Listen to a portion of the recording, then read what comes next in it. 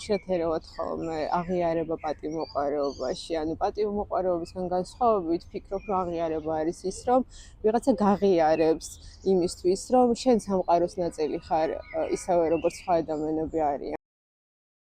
და ეს აღიარება გულისხმობს იმას, რომ შენი ქმედებით, შენი გააზრებული ქმედებით მოხვედი იმ ადგილამდე და უბრალოდ დაგინახა სხვა ადამიანმა, დაგინახა უბრალოდ შენს გვერდით მდგომმა ადამიანმა და გაღიარა.